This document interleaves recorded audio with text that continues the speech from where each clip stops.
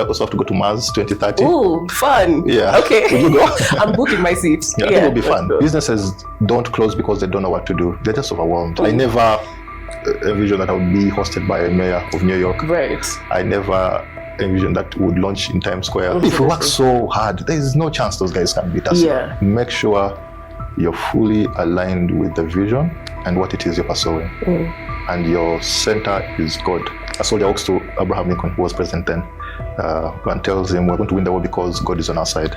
Abraham Lincoln turns to the soldier and says, son, my concern is not whether God is on our side. My concern is, are we on God's side? In Uganda, we have done the easy things. We focus on just the easy things. And we lose out on the long term. In remittances, we receive about $1.4 billion in the country. So my opportunity was, how do we double that? Because it's a low-hanging fruit. These are people who are passionate about their country. How can I grow from 1.4 to $2.8 billion? Welcome back to Originaires. This is a space where we talk to titans, creators, innovators in many different industries here in Uganda. We just want to find out how they make things happen, how they make things tick. Today, I am with the founder and CEO of Tubayo. It's a name that you should be well versed with. Namanya Brian, thank you for making the time. No, I'm thrilled to be here. Yeah. And I'm excited for a chat. I am really, really excited to get into the world of Tubayo and also how it has evolved. I'm curious, is Tubayo travel still, a thing? Yes, I feel very much. I feel like the Connect days these days are something that everyone is really excited about. The market days. Yes, the market days. So I'm like, oh, are we still traveling? Are we still going up country and all that? Tell me about that. So Tubayo was founded in 2018, but we got to launch our first product, which is Tubayo Travel, in 2019.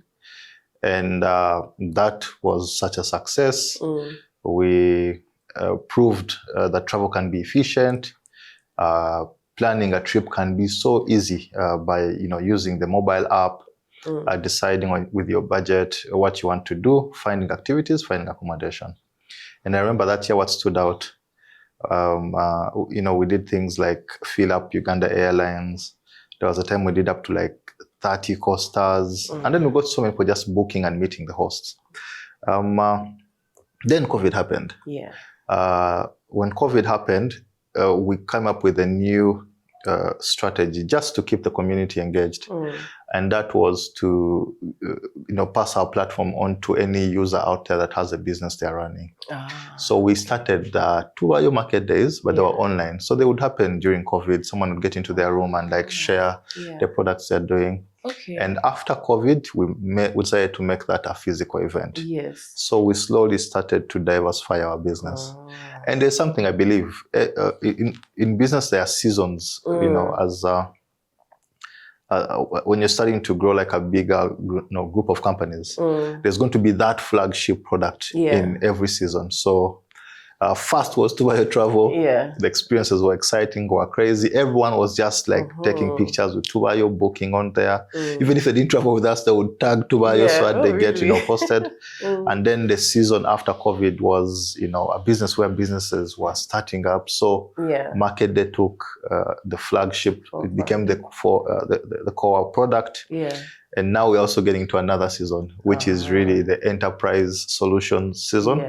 Where we get to support now the businesses. So you will start to see us focus everything on the enterprise solutions. So that's big, but all of them are there. Yes. We'll get to these others in a bit, but I want to first remain on the travel side a little bit. What are some of your favorite destinations in Uganda? Interesting. So Acadia in Bunyonyi. Like value for money. I remember going with a friend of mine and she was saying, imagine a man tells you they can give you the world, and yet there's this, the islands, those small islands on Lake Bunyonyi that God created, and they're like, he can't even give you this, but just the view at the top there is so beautiful. It's one of the most calming experiences, and also value for money. It's a beautiful lodge. I would like if you haven't been to Bunyonyi, please go. But also, I loved CP in the east. Just going down the waterfalls was so magical. And I remember after I got down, there was just like this whole rainbow. I think it was like God's acknowledgement of, but I also like the Nile. And that's the thing, that was our confidence when we started Tubayo Travel.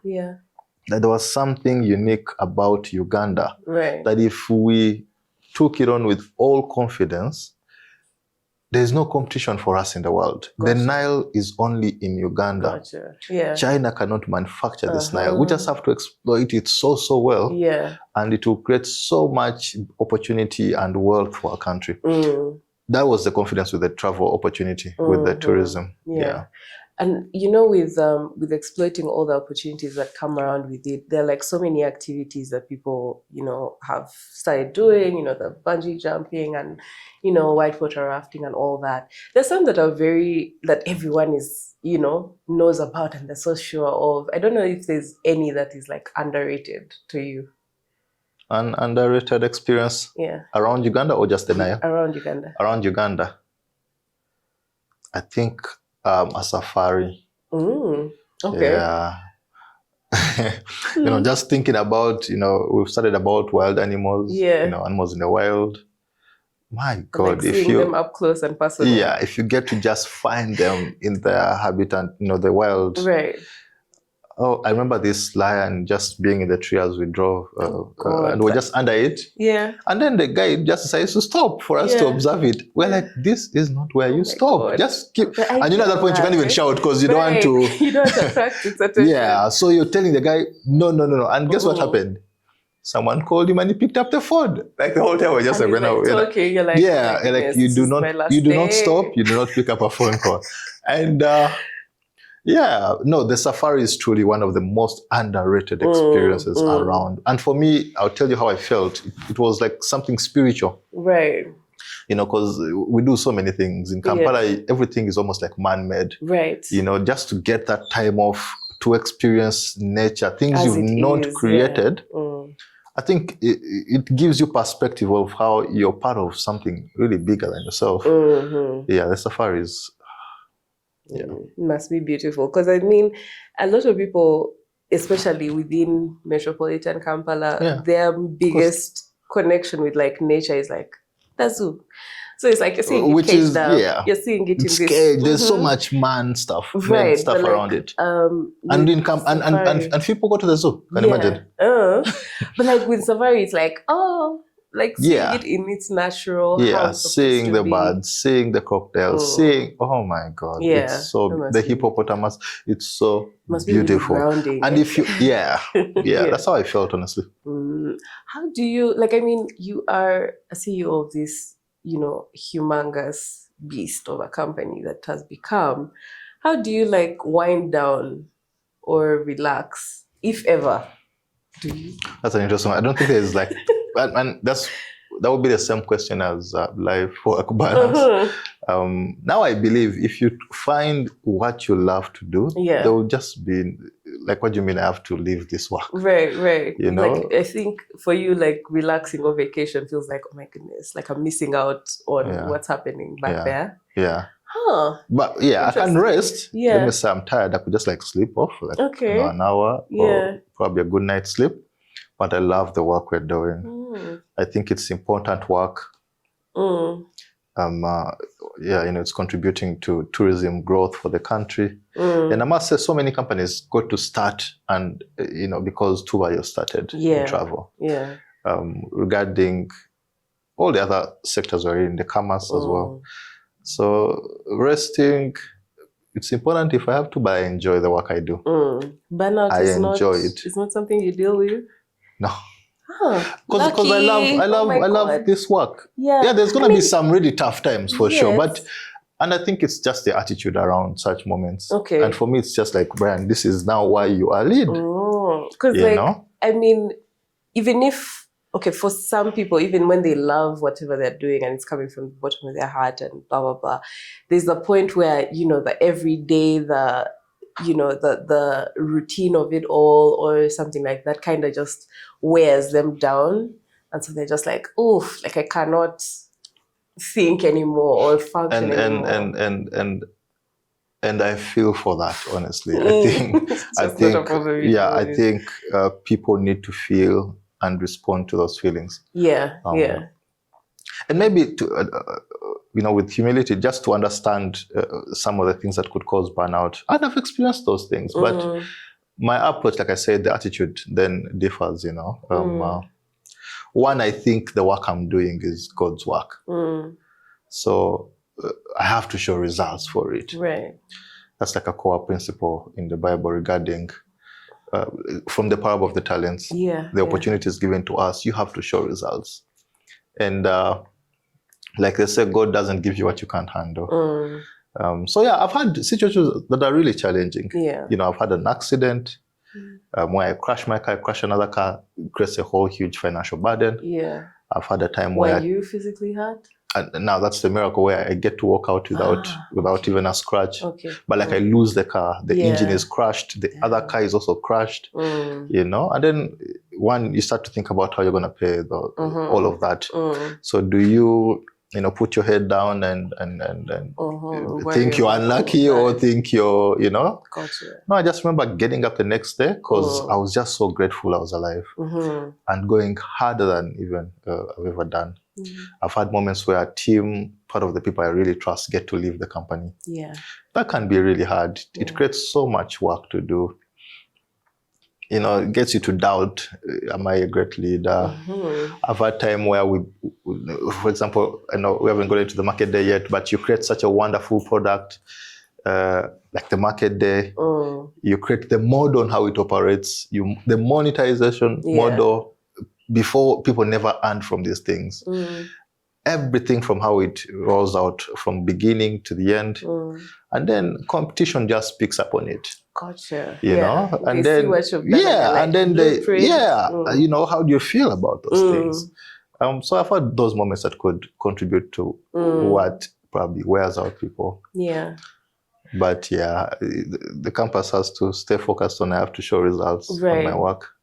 How do you keep your campus on true north? What's that? Is it your support system? Is it what's that like? You definitely need a support system. You can't do things alone. You need a team. But I'll tell you a quote that I love so much, and I think for me, I got to discover that around. One, you want to have a support that will never change. And I mean this with all my heart. God will not change. So go back to God. Every chance. Seek Him before any plan. And then I'll back that up with this quote that I love. During the civil wars in America, a soldier walks to Abraham Lincoln, who was president then, and tells him, we're going to win the war because God is on our side. Abraham Lincoln turns to the soldier and says, son, my concern is not whether God is on our side. My concern is, are we on God's side? So are you aligned with His will, with what, the opportunity He has given to you? Do you stick to it? Do you? And then every other thing is taken care of when you do it. Because what happens, when you rely on a team and then tomorrow they want to leave. How heartbreaking that can be. Because it's like you've grown with them, you've, discovered things together, training and all that. And then or even the customer that was paying, and then you pay the bills and they stop coming. What happens? So it has to be only one thing. But do it well, serve them very well, ensure for their growth. Okay. So is it safe to say you've never had a close to quitting moment? Quitting? Oh no, that can. Oh my God. So managing Tubayo can feel like you're being hit by a brick, without,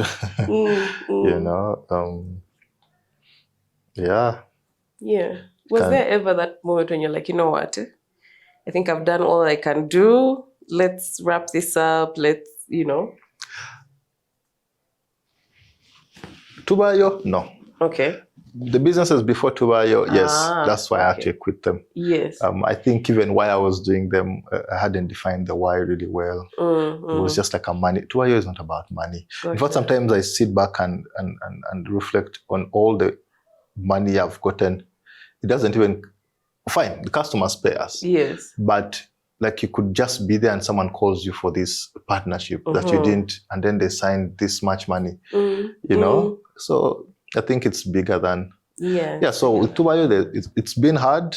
Yeah. But we've had both the good and the sweet moments and challenging moments, but I've not thought about quitting. Okay. Yeah, that I think that tracks according to what you've been telling me. But you know, I was snooping around in other interviews that you've mentioned before, or that you had been on before, and you mentioned that you were doing branding at some point. Yes. Was that knowledge or that part of it really integral in marketing Tubayo when you started it? We have the most beautiful logo. I mean, I think one of them mentioned, "Oh, this is your logo." Like, can you imagine what it takes to get someone to notice it even on your? No, branding, and I'll tell you, while I was doing branding, I was so frustrated to the point of a client would call it, and I'm like, why is this one calling me? You know, and it's because I really wanted to be in for the money. Though at the start I loved the art. Yeah. Because branding represented what a company could be. It communicates on behalf of the company. Yeah. You know, so I loved that. But the market, I think, frustrated that passion. Yeah. Yeah, you know, by paying, you know, 50K, 20K, yet you've stayed up the whole night doing all this research. Gotcha. Yeah. But the logo could only have been possible because I did branding. Right. And also how people feel about Tubayo is all intentional. Yes, that is of the branding background that the knowledge that I got while there. And it's like the biggest asset we have right now. Oh, yeah. Today you walk into the room and it's Tubayo, you see even someone light up, you know? Yeah, definitely. And we're very intentional on how do we want the customers, the users to feel about Tubayo. We want them to feel African, to feel, you know, our values are love and work. So, and the core of that all is in everything we do, it has to motivate one another to acts of love and more work. We are intentional on our brand, you know, pulling that out. Yeah. So whether someone is part of Tubayo or not, when they see us, they need to be inspired to work more. They need to be inspired to love more. So all those are branding. Yes, that just comes with it. Yeah. I mean, I can't imagine what like a marketing nightmare it must have been trying to get people onto a separate app. Because I see a lot of businesses in Uganda, they just kind of adapt to the social media. They work with Instagram, they work with TikTok, and they, you know, market their Facebook, everything. And so they work and have their business, build their business off of those apps. Yeah. What was it like getting people to actually download an app and be like, okay, we're going to use this? And I'll say this, even us at the start, we started with social media. Yes. You know, I'm not a tech guy. So I sold off trips on our social media platform. But I would say this, I think as a character around in Uganda, we have done the easy things. We focus on just the easy things.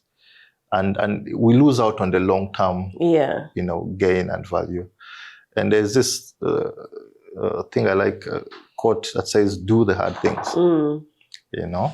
So today, social media is going to close. Right, what happens to the business? Yeah. But also I wanted to do the hard things. And then two, why people got to join, because just that was a rare thing for that Ugandan customers to know, wow, there's a product that actually owns its platform where we can build. So it was sort of like inspiring for the future. But also wanted an ecosystem that we could control. And we believe we can offer more value than a social media platform. Right. Yeah, I think 5 years from now, Tubayo will be a lot more valuable than any social media platform. Yeah, I bet. But you know, the reason I ask is because many people might even start out or, use a business model that is more Western, and they're like, okay, let me, buy a domain, have a website, etc. And then they find that it's hard to get people off of socials onto their websites. Yeah. I don't know what was there. How did you navigate that limitation? So that's one. I see, there's a lot of behavior change in there. This might seem so simple, but you have to set a goal to get people there. Gotcha. Okay. Yeah. If you have a domain, you have an app, maybe month one, you need 100 people there. You need 500 people there. You need 1,000 people on there. It's simply goals. Okay. Yeah, because most times people do it, and they just get lost in the fact that they developed a side thing, which is good, but then what? So they don't have the follow-on goal. First, they achieve the success of building it. So we have this goal: get 100 people onto the app. What's the actions that follow that? Is it? I don't know. What we did is we started with our friends. I remember after the app was launched, the next person I was like, please download the app and see it. And then I think they could connect to that energy. Like I was just excited to show them the platform of, hey, we've built this thing. It's an equivalent to another platform. Like it could be a Facebook, it could be an Instagram app, but it's done by Ugandans. Gotcha. Then also we downplay the work that we get to do. So so it started off with a friend, family, the next person. Then it just kept so there's this thing we're having, it's called the Tubayo aura as well. So inevitably, people just wanted to join it of, I can't be the only one missing out. And we had several campaigns. There was a campaign where you would create a profile and then share with us and we post you on our social. So one has to go first get the app, create the profile and then tag us. And but like, the thought behind all of that was to do just a hard thing, an inspiring thing, and also to be long term. Yeah. I can see how, the line between travel and then, doing the homes thing, it's such a straight line. Like, of course, you're traveling, you can have a log of places that you can stay at. Sure. What goes into vetting the homes that join on? Yeah. So online is one of the best ways to provide a safe product for customers. Because of, things like reviews, things like just like a great onboarding process. Because let's compare before listings on Tubayo and the offline listings, all they had was probably a number and a picture. Right. But here they get to describe the place. So as a customer, you're getting more details on the product. That's a good thing. The other thing is there's going to be reviews. So when the first person books, they have somewhere they can live, write about the experience. Whereas with this other experience, you never know who has stayed there. Right. And also just the other nature of platforms is it creates traceability, and also you have a third party to help you out. Right. Okay. So for example, if you pay the money to book a stay on our platform, we hold the money, you go check in. After you've checked in, then we transfer the money. So even that financially, we look out for you. Yes. And so many others. Yeah. Is it? I don't know. Okay, I don't know if it's possible to even know like the numbers or compare it, because I was like, there's Airbnb that people would think about, at least globally. Yeah. So is it like, how do people receive it? Is it more I wanted to show you something. On so many levels, we've been above Airbnb. Oh, really? Yeah. Yeah. In the Ugandan market, at least, for sure. What's this? So, a local, and that's the other confidence where a local platform gets to perform better in its market. Really, if we work so hard, there is no chance those guys can beat us.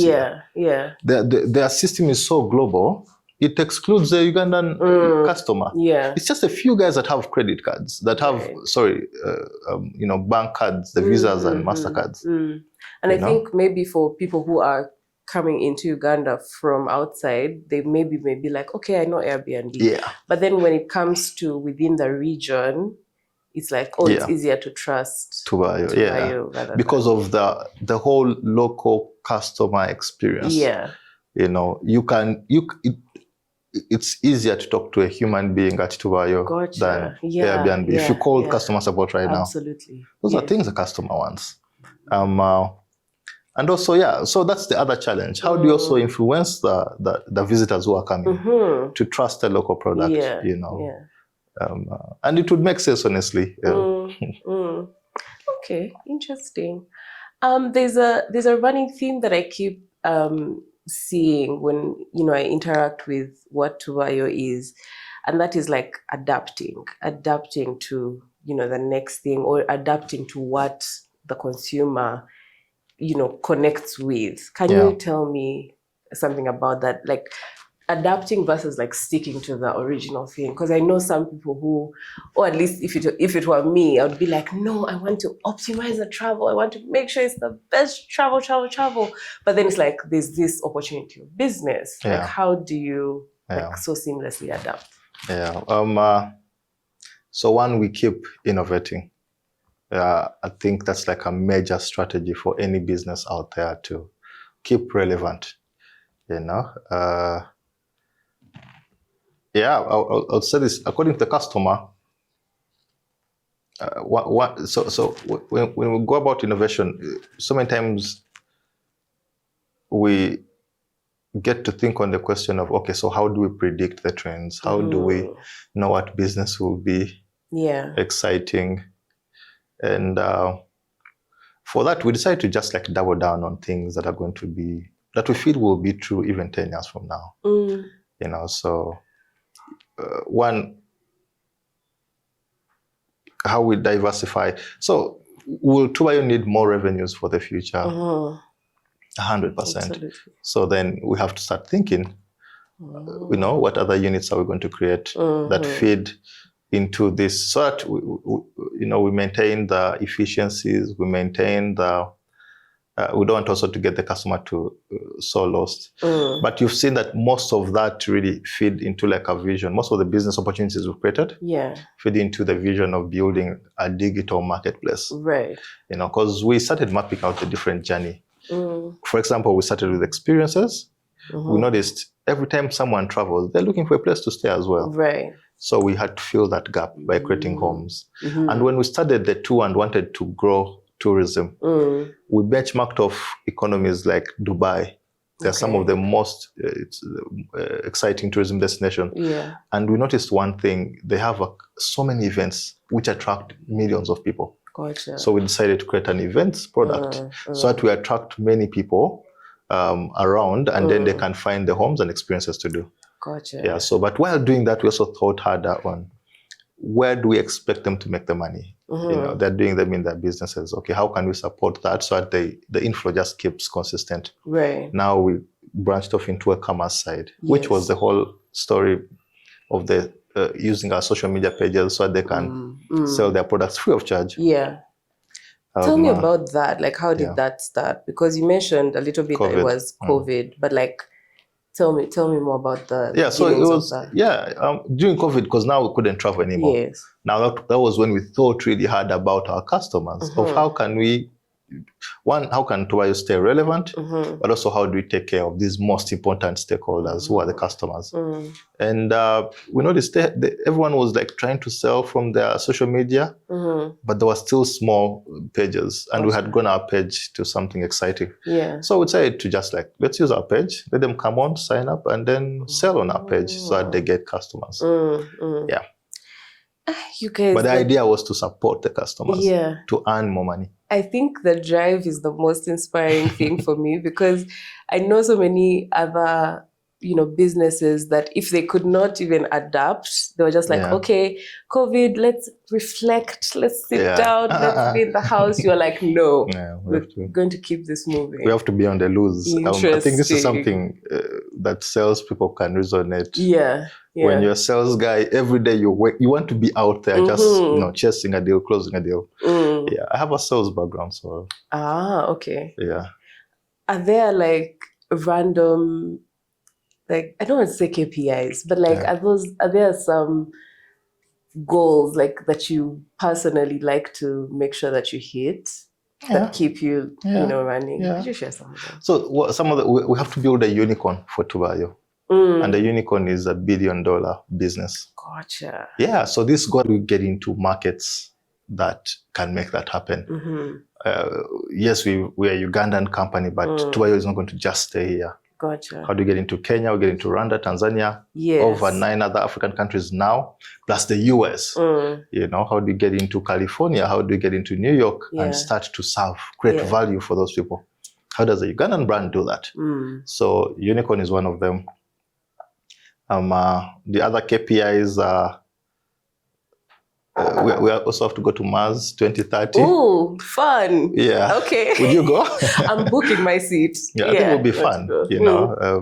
With all this technology we are seeing right now, we won't have to be at work. The AI agents will be doing everything and we'll be off to Mars and we return, they give us reports. In fact, we'll be sending the reports while we're there.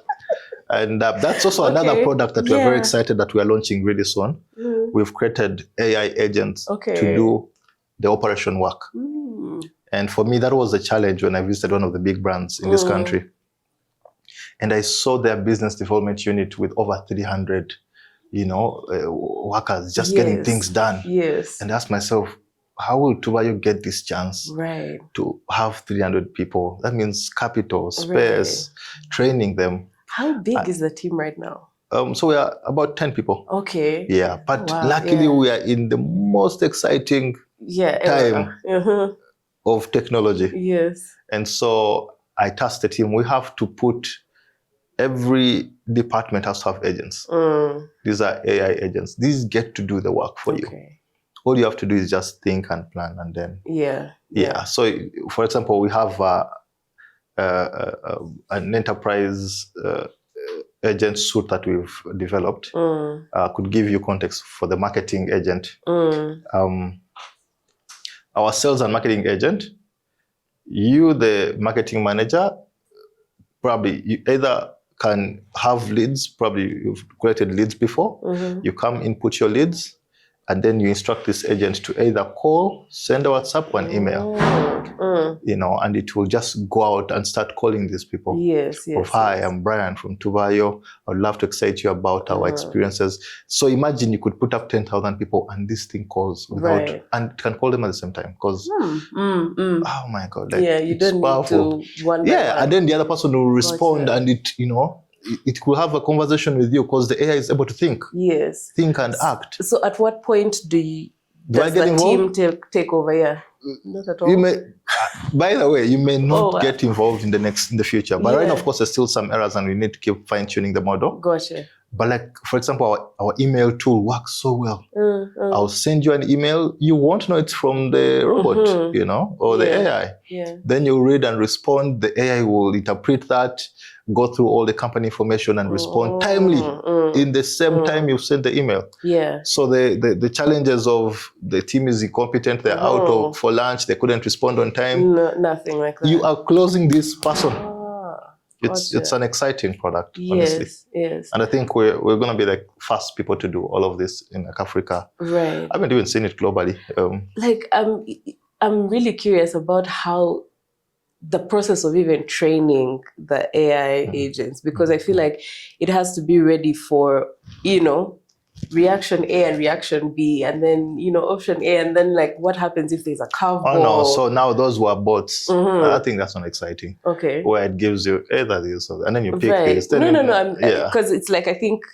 Now, agentic reasons and thinks, it's built on large language models of ChatGPT, where right by now almost everyone has fed information into ChatGPT. So it can connect different data points. And most importantly, I think the things we're also taking for granted is the AI is trained. It can work even better than a Stanford graduate. Most of the companies here, probably you had a salesperson that's just a C player. They receive an email like that, they don't know what to respond. But now you have something super intelligent. So we're at the standard to just, my God, just get so much work done. I was about to ask, and now I think some part of it has been answered, but are the market days an organizational nightmare? putting them together, like making sure that they are. And you can imagine we do this every month. Yeah. I know, it's exciting for us. Yeah. What's that? Is it like, I think for us, it was the whole vision behind all of it, why we do it. Like I said, we created a model that works. Right. You know, if someone heard that you're having an event every single month, they would not imagine how crazy that is. Yeah. We proved a very efficient model. We're the first people to do that kind of event monthly. Yeah. To make it work, to make money from it, to make it work for the vendors, to make it work for the customers, to make it work for the partners, to just make it work for everyone. I had seen it before with like very niche spaces, like, you know, the beauty world and whatnot, but it's like annual.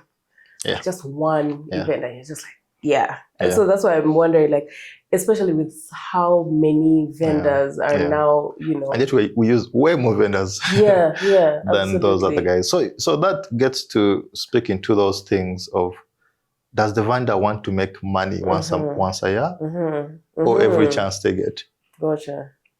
And then, so things like that. And in fact, even us internally, we had that debate. Do we do this quarterly? Do we do this? And, you know, we notice they want to make money every single month because the bills are not stopping. And also the rise of, you know, the different market days as well that are coming up. They're just answering to that whole need for the businesses. Right. They need efficient ways to access the market. Yeah. I'm curious about the countries that Tubayo is operating in.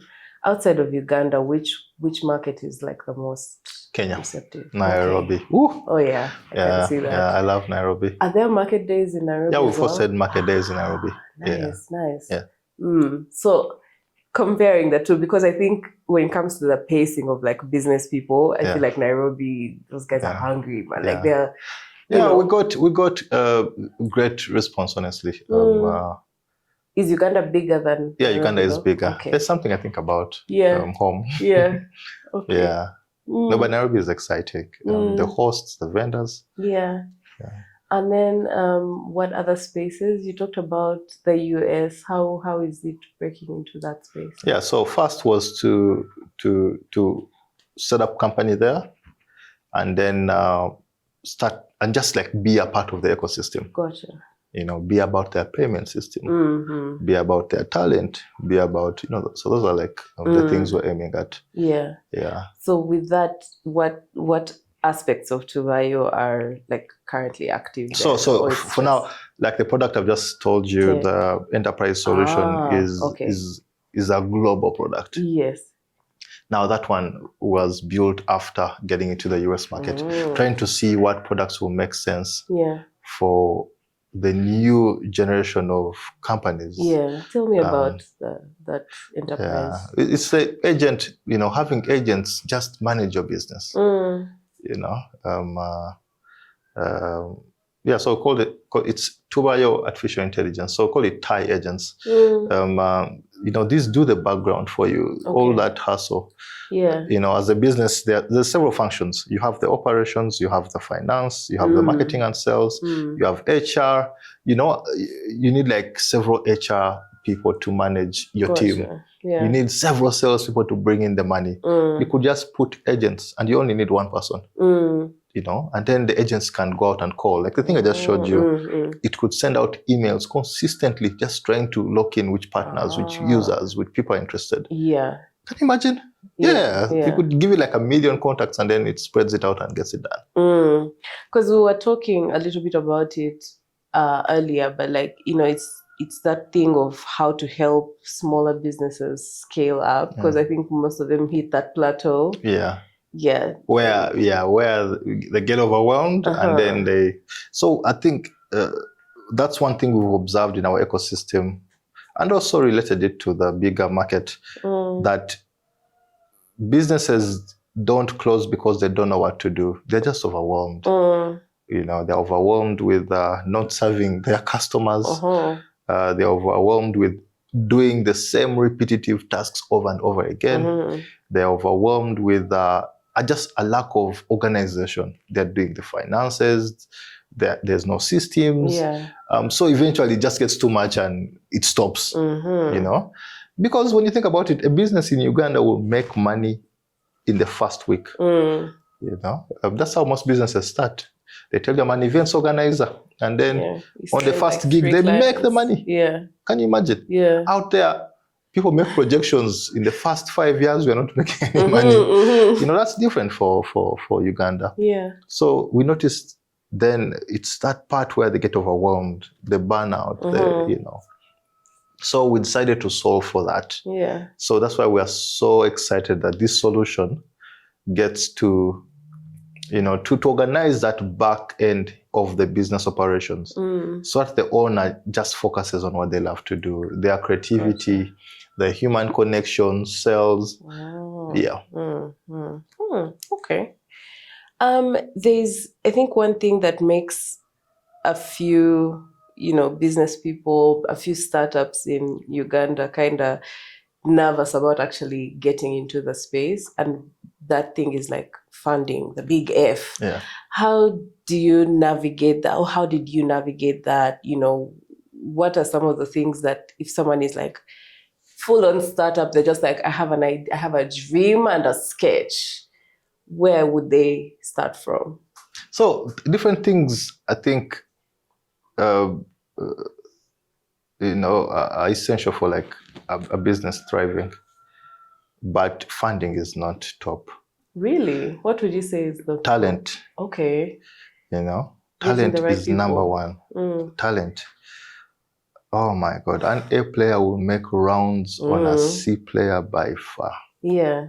By far. You've mentioned C player before. You've said A player. What's the difference between the two? A C player needs a plan. A C player has excuses. A C player is going by what they've heard about the market of this is the reality. Yeah. A C player has excuses. They have no results. They will tell They're you, waiting to be reminded. I'm sick. No. You delegate it, you know, because you're not feeling good. Like the whole market is depending on you. Gotcha. The company is depending on you. Your other colleagues are depending on your work for you to, you know, for everyone's welfare, you know. So that's a C player. An A player doesn't need a plan. They just need to know the goal and they will get it done. An A player does more than what they're told. An A player has results. An A player gets things done. You can see their heart in everything they do. They love it. A C player is complaining, they are grumpy. Oh man. For Friday. So when you find this A player and you have an option of $1 million with a C player, go for the A player. This A player knows how to make money. They know we need to sell. They can write and get funding. Talent is the best thing you can have for your team.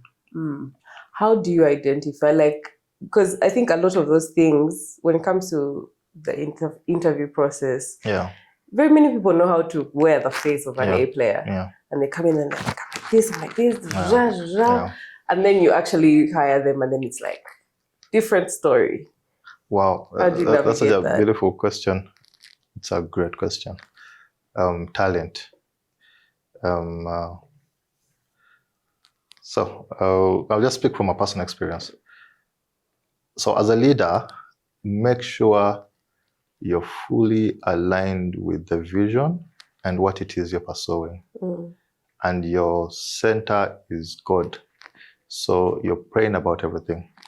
That means your instinct is going to be right. But as a leader, if you're confused, when you get a chance to interview, you'll have confused, you know, interpretations and all. So that helps. If you are aligned, you will tell your instinct will tell you this is a joker. Right.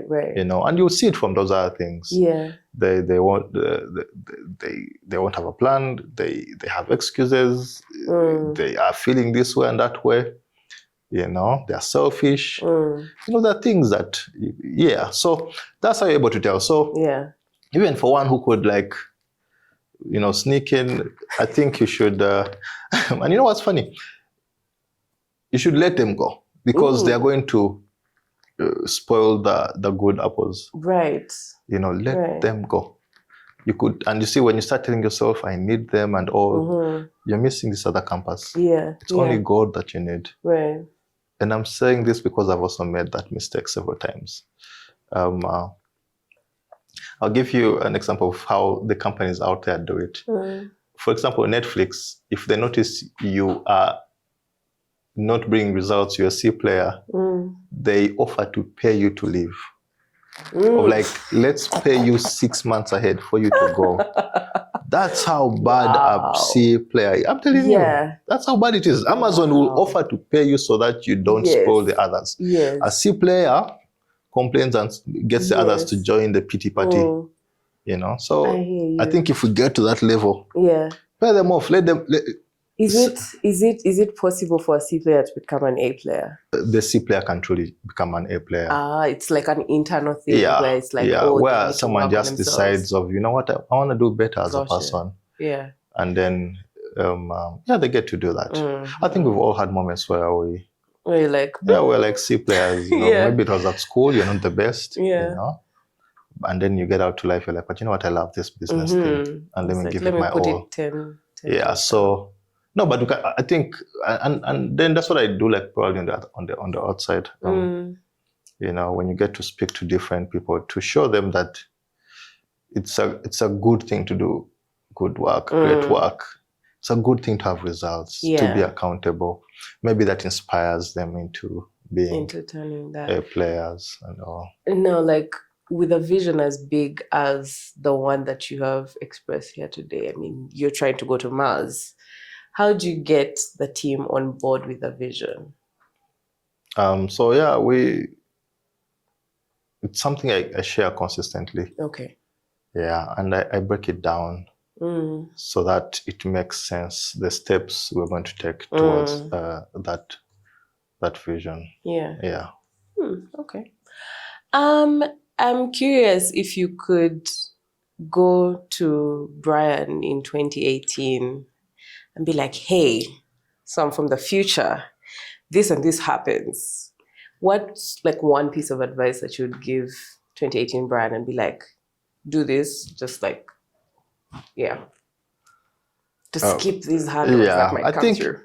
I think 2018 is soon because I had gotten the Tubayo vision. So what I would say to him then would be just trust God. And also be ready for all these great surprises. You know, I never envisioned that I would be hosted by a mayor of New York. Right. I never envisioned that we would launch in Times Square. Oh yeah. Those are things I didn't see coming. Maybe working with MasterCard, working with NSSF Outbox, Innovation Village. These are not things I saw. And the partners that would hold our hand. I just wanted to build a marketplace, a digital platform. Because I had read that the founders of these digital platforms were rich people. So, okay, if we were to say, take it a little bit more back before that, what would you tell him? Know God soon. Okay. And be after his heart. All education is, I think for me, all education is in knowing God. I'm curious about that. I don't know how deep we can get into that because, you know, many times people look at something like business or especially, you know, having an economics background, you're like looking at the numbers, what is logical, what can we go with? And yet the spiritual side can be very, you know, almost it's a real side as well. Yes. So it's like, how do you deal with, like, is it discernment? Is it like those kinds of decisions that you're just like, I'm trying to make this decision, what's the right way? You know what's interesting? You know, the spiritual side is actually real.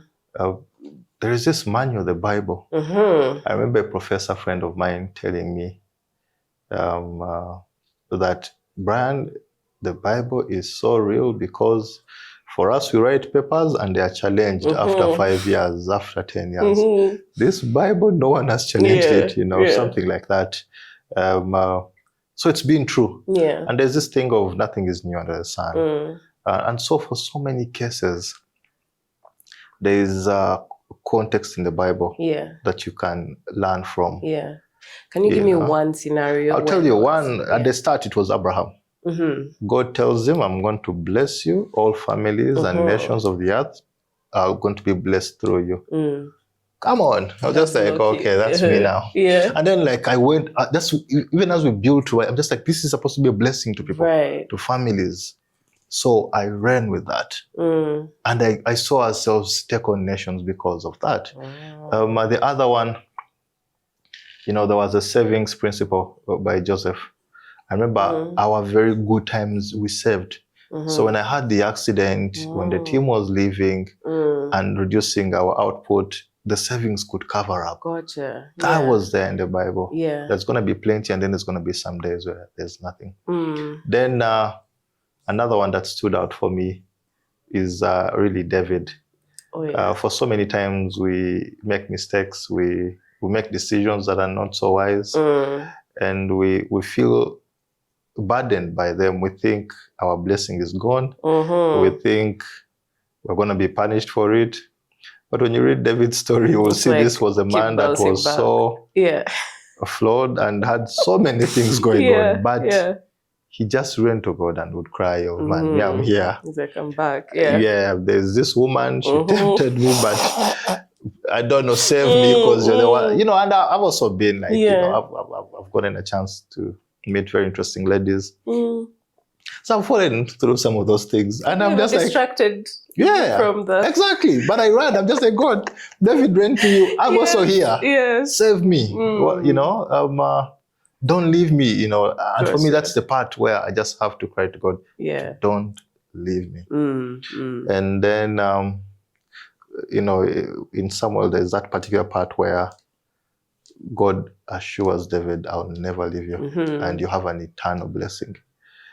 So I remember seeing that and I just got up. I'm just like, there's nothing you're going to tell me about my mistake from yesterday. Like, I'm centered.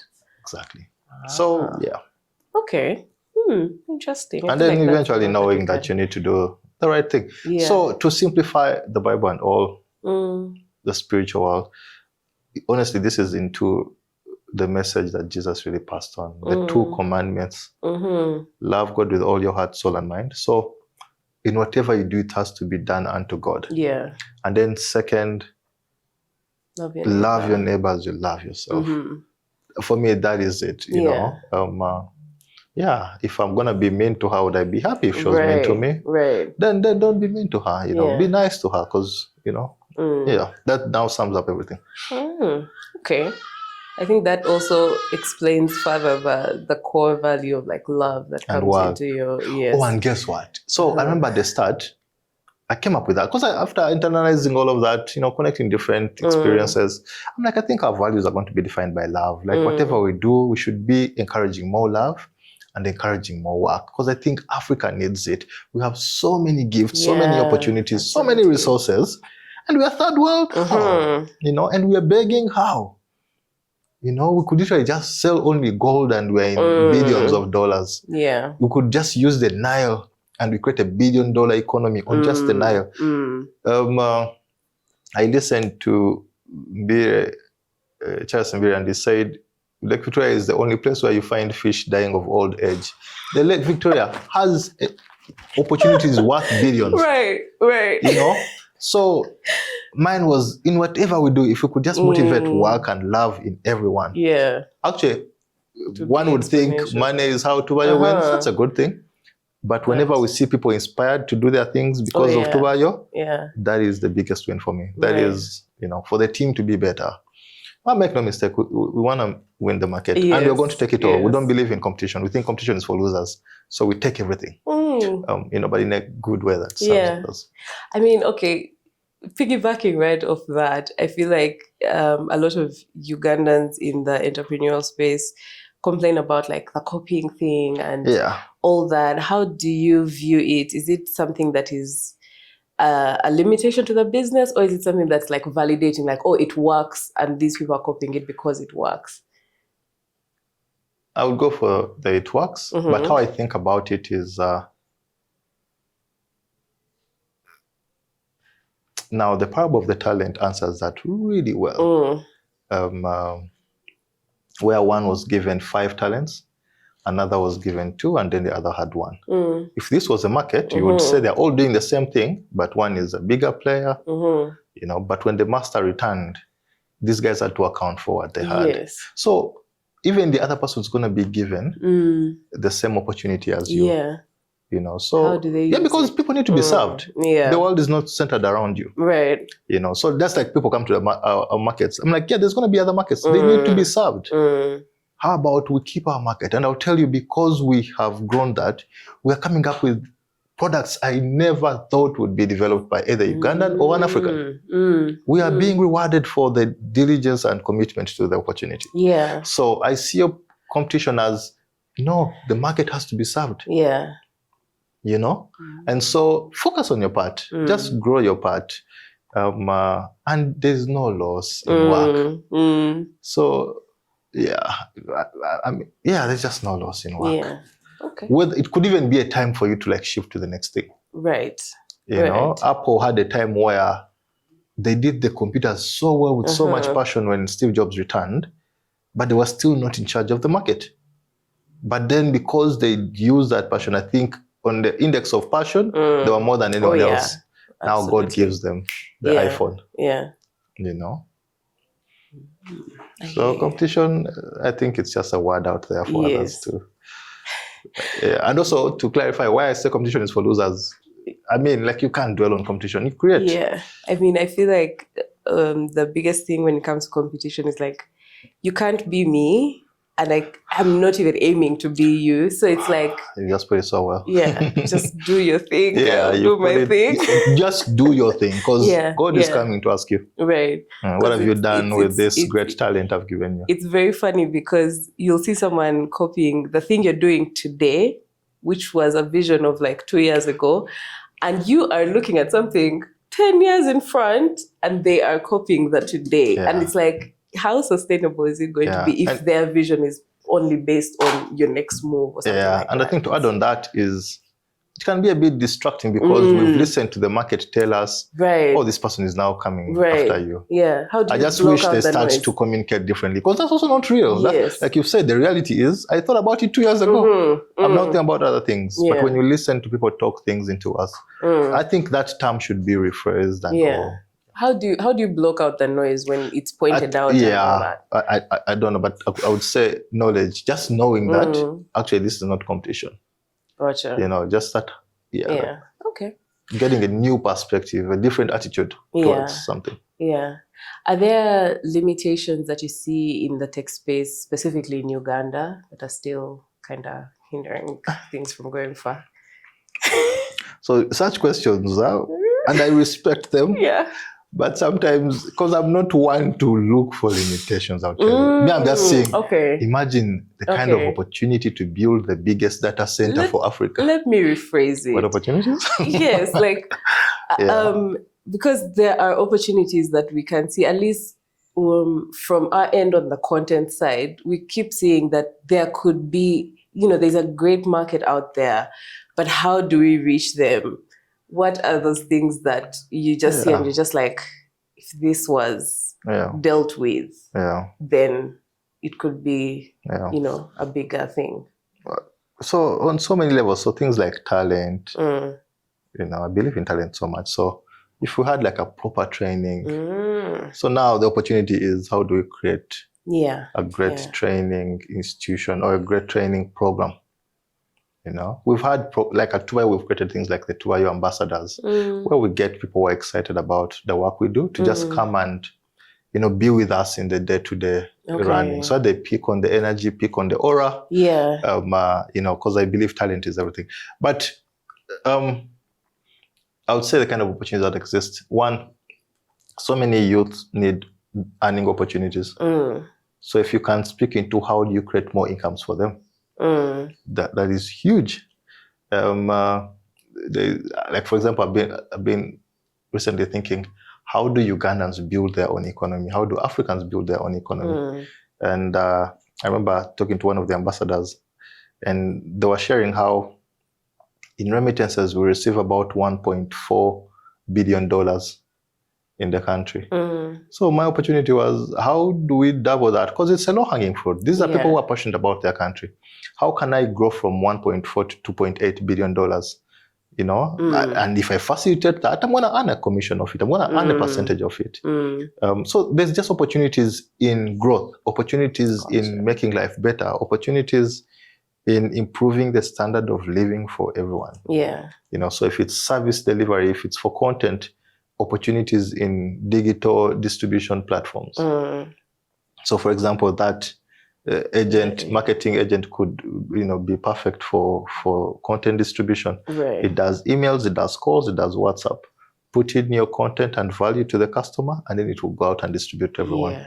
You know, and then you could pay a premium for it. You know, because now you are guaranteed it's going to reach 1 million people. It's going to reach 100K people. Oh, interesting. Yeah. Okay. What are you excited about for? We have Vision 2030. What about like beyond that? No, not even beyond that. Let's see nearby. This year, next year. What are you excited about, especially? Also, first launching our agents platform, so that businesses can get abnormal, magical, super powers to do everything. Yeah. You know, your marketing on steroids, your finance function on steroids. I mean, you know, AI. So I was in Silicon Valley and I got like a glimpse into what this thing is about. Yeah.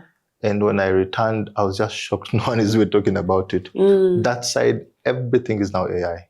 AI content, AI, like everything. Yeah. So for me, that was the opportunities. How do I get to lead this wave in Uganda, in Africa, for Africa to catch up? And like I've said, I think we have a great enterprise solution that would even compare to the best in the world.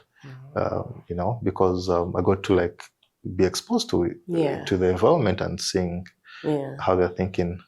So I'm excited about that launch, but I'm also excited about, I don't know, just getting work done. Getting the results in. We want to acquire a campus. We want to grow our market share in the several markets across Africa that we are in. And we just want to see more Ugandans into this space. Yeah. Okay. Brian, thank you so much for sharing and being really candid with all the inner mechanics of, you know, dealing with something as mammoth as that. And I wish you all the best on your journey. Like, Thank you just so much. seeing it bloom and everything would just be absolutely I mean, people have been really kind to us. So many Ugandans have. There's no way. People just had to like find something Tubayo, they run with it. They post it. They tell someone. They tell a friend about Tubayo. So I'm grateful to you. I'm also grateful to the customers who love us. I'm grateful to all our stakeholders, the partners, the team that's working so hard and believing that they can create such products. But above all, I'm grateful to God for this opportunity. Okay, I feel like that's an amazing way to end this. If you have any questions, leave them in the comment section below. Is there something you have to download the Tubayo app. Yes, it's tagged in the description. Download the Tubayo, please. Absolutely. If you ask a question, ask with the app. Okay, you'll and find like it our in the socials. description. And thank you, Satisfaction. All right. Thank you too. Okay, bye. See you next week. If you like this video, make sure to check out the rest of our page because there's so much more for you to see. Make sure you like, share, and subscribe.